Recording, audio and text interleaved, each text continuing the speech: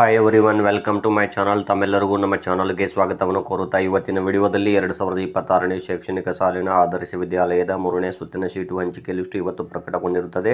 ಇಲ್ಲಿ 2ನೇ ಸುತ್ತಿನಲ್ಲಿ ಆಯ್ಕೆಯಾಗಿಲ್ಲ ಎನ್ನುವಂಥ ವಿದ್ಯಾರ್ಥಿಗಳಿಗೆ ಇದೊಂದು ಗುಡ್ ನ್ಯೂಸ್ ಅಂತ ಹೇಳ್ಬೋದು. ಇಲ್ಲಿ ಕರ್ನಾಟಕ ಸರ್ಕಾರದ ಒಂದು ವಿವಿಧ ಒಟ್ಟು ಇಲ್ಲಿ ಎಲ್ಲ ಜಿಲ್ಲೆಗಳಲ್ಲಿರುವಂತಹ ಅಂದರೆ 74 ಆದರ್ಶ ವಿದ್ಯಾಲಯಗಳಲ್ಲಿ 2ನೇ ಸುತ್ತಿನ ನಂತರವೂ ಇಲ್ಲಿ 2172 ಸೀಟುಗಳು ಖಾಲಿ ಉಳಿದಿದ್ದವು. ಅದಕ್ಕೋಸ್ಕರ ಇಲ್ಲಿ ಎಕ್ಸಾಮ್ ಬರೆದಂಥ ವಿದ್ಯಾರ್ಥಿಗಳಿಗೆ ಸೆಕೆಂಡ್ ಲಿಸ್ಟಲ್ಲಿ ಆಯ್ಕೆ ಆಗಿಲ್ಲ ಅನ್ನುವಂತಹ ವಿದ್ಯಾರ್ಥಿಗಳಿಗೆ ಇಲ್ಲಿ ಥರ್ಡ್ ರೌಂಡ್ ಸೆಲೆಕ್ಷನ್ ಲಿಸ್ಟು ಮತ್ತು ಕಟ್ ಆಫ್ ಅಂಕಗಳನ್ನು ಇವತ್ತು ಬಿಡುಗಡೆ ಮಾಡಲಾಗಿತ್ತು.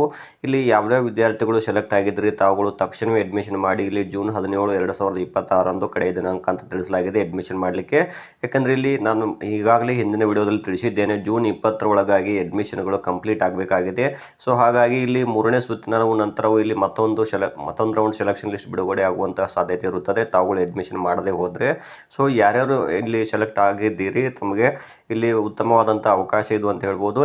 ಹಾಗಾದರೆ ತಾವು ಏನೇನು ದಾಖಲೆಗಳನ್ನು ತೆಗೆದುಕೊಂಡು ಹೋಗಬೇಕು ಅಡ್ಮಿಷನ್ ಮಾಡಲಿಕ್ಕೆ ಅಂತ ನಾನು ಈಗಾಗಲೇ ಹಿಂದಿನ ವಿಡಿಯೋಗಳಲ್ಲಿ ಸಾಕಷ್ಟು ಮಾಹಿತಿಯನ್ನು ಶೇರ್ ಮಾಡ್ಕೊಂಡಿದ್ದೇನೆ. ಇವತ್ತು ಮೊದಲನೇದಾಗಿ ತಾವೇನು ಮಾಡಿ 5ನೇ ತರಗತಿಯ ಮಾರ್ಕ್ಸ್ ಕಾರ್ಡನ್ನು ತೆಗೆದುಕೊಂಡು ಹೋಗಬೇಕಾಗುತ್ತದೆ.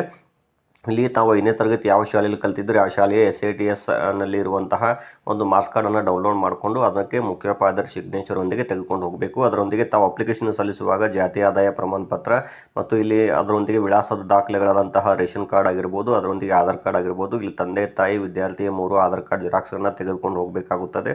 ಅದರೊಂದಿಗೆ ಪಾಸ್ಪೋರ್ಟ್ ಸೈಜ್ ಫೋಟೋಗಳು, ತಾವು ವಿಶೇಷ ಚೇತನರಾಗಿದ್ದರೆ ಅದರ ಪ್ರಮಾಣ ಪತ್ರವನ್ನು ತೆಗೆದುಕೊಂಡು ಹೋಗಬೇಕು.